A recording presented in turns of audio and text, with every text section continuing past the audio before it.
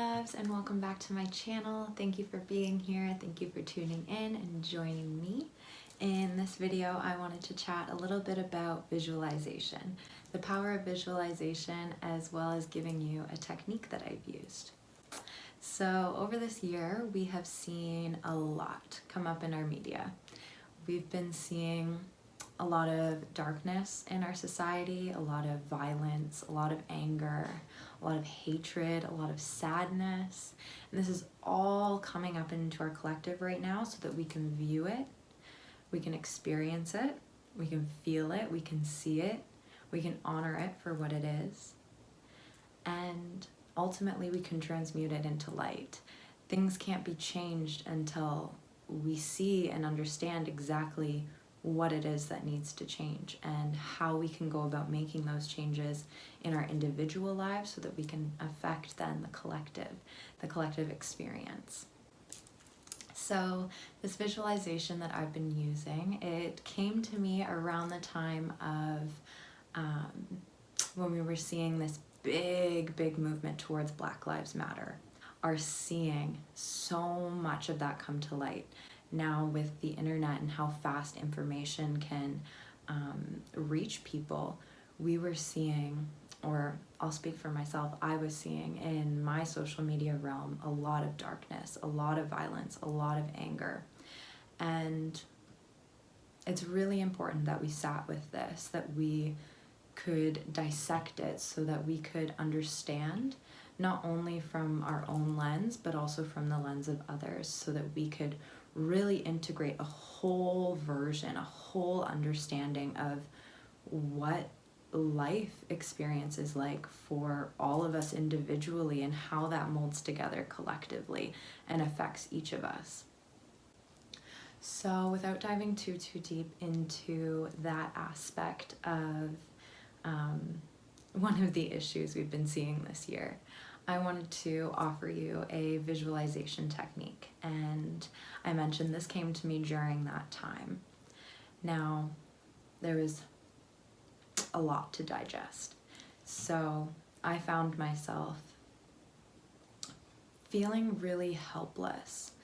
I wasn't sure exactly what I could be doing to support the movement, to support really anything that was happening outside of myself. I was dealing with so much internally and trying to make sense of all of the information that has been revealed to us this year. And working with my guides and my inner guidance system, I came up with this small visualization. And it was inspired by the one video I saw. And this one, I'd been in a rabbit hole, so I was really tuning into this darkness, this hatred, this violence, and trying to understand it, especially from the perpetrator's side. I feel in our society we have focused a lot on the victim, especially in our services. So I have a more social work background, and I noticed a lot of our services are around supporting the victim, and that's extremely important. I'm not taking anything away from those services when I say I feel that there is a great need for support for the perpetrator. And I felt this way through my college experience when I felt myself really drawn to working in prison systems with perpetrators of violence.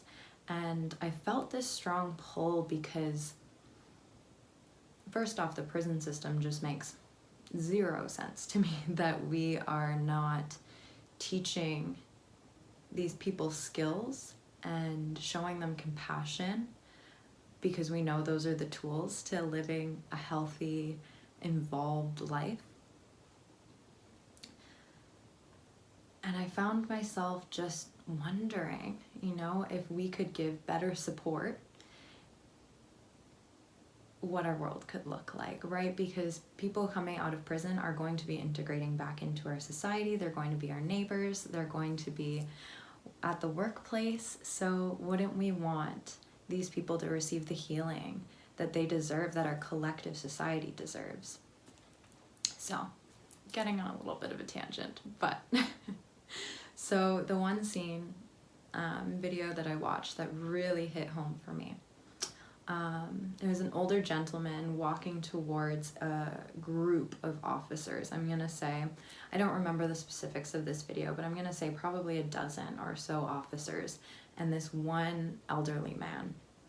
And he was walking towards them. This was around the times where the protests were happening.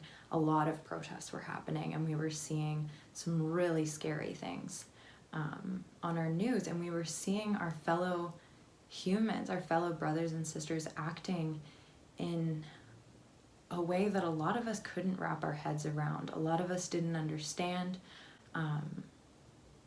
So yeah, group of officers and one elderly man walking towards. He did not have a sign, he was not violent, he literally, old man walking. And you could tell he wanted to have a conversation, and he was pushed down and smashed back onto the concrete. I'm pretty sure his head was bleeding, and the officers were just watching. The officer that had pushed him didn't show any empathy or compassion, and none of the officers behind did either. No one rushed to see if he was all right. No one said anything to the officer who had pushed him. And obviously this was a small clip that I had seen. I didn't see anything happening before or after this short video. So at that point I turned my phone off. I was like, what is happening?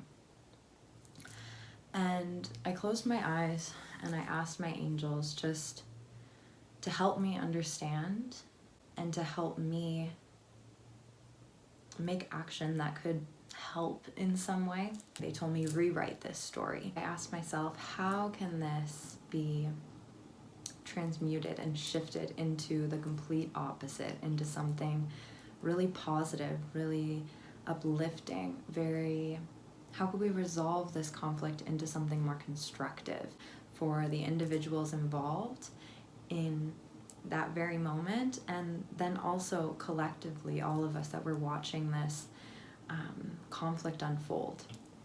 So what I came up with in my head is I brought this vision back into my mind with my eyes closed, with my mind's eye. I was seeing the video that I watched again. I allowed it to play out. I allowed myself to experience those emotions, the emotions of anger, of fear, of sadness, loneliness, disconnection, and I really allowed myself to explore the darkness, the dirty, mucky things that were happening in that situation. I allowed myself to experience it from the victim's point of view, how he must have been feeling walking up to that, how he must have felt receiving that kind of energy forced towards him, and how he must have felt after the fact. And I did the same for the officer who is the perpetrator of that violence, and also the bystanders. I really allowed myself to soak into that and feel the experience so that I could really understand what each person needed. And through that, I was crying, I was bawling, I was feeling it. I was allowing myself to engage with the collective experience, even though I had been viewing it just from my phone. I really allowed myself to embody it. And after feeling all of that, I allowed myself to then explore the complete opposite and positive, and put myself back into that scene and allow yourself to choose one part to play. So for myself, as I explained, I feel really drawn to helping heal the perpetrator. So I put myself into the shoes of the officer who was the perpetrator of the violence. And I allowed myself to sink into his body, and I kind of used, I guess, telepathy, where I was using my brain and his brain inside of his body, and I was allowing us to have a conversation around the fear he must have been feeling. And I put my hands on his heart. I held his heart between my hands, and I sent him love and compassion and understanding. I felt his fear, and I allowed it to melt between my hands, replacing it with love and compassion. And I really allowed myself to see this man for all that he was, not specifically just that moment where he had been a perpetrator of violence, but in his wholeness. I mean, this man was once a child as well, and I believe in innate goodness, which is the theory that we're all born good. We're all born innately good. Like, we were all children once. We were all beautiful, innocent expressions of pure source energy. And through experience is what has hardened us and what has changed our perceptions. And so I didn't place any blame on this man for the act he'd committed.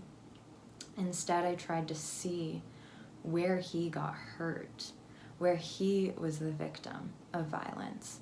And I helped him to heal that piece of himself so that he could understand where this man was coming from, the elder gentleman that walked up to him, so that he could lay down his fear, his walls, his armor, and he could be present in that moment with himself, his own feelings, and with the other man as well. And I saw this situation unfold so much more beautifully. After this man had felt seen and felt heard, I showed him a different way to approach this. And I rewrote this collective experience into one where they resolved conflict together, where they could see eye to eye, where they could hear each other, listen, feel each other, and imagine the ripple effect of that. And I really want to stress to you that the more we put out, or not stress, I don't want to stress you at all. I really want to encourage you to use visualization like this to change the collective experience, but mostly to change your individual experience. I was personally in a place of such darkness, and using this visualization allows me to experience things differently, rewrite my past. I do this with my own traumas in my own life, and using the Akashic Records to revisit past experiences and shine a new light on them.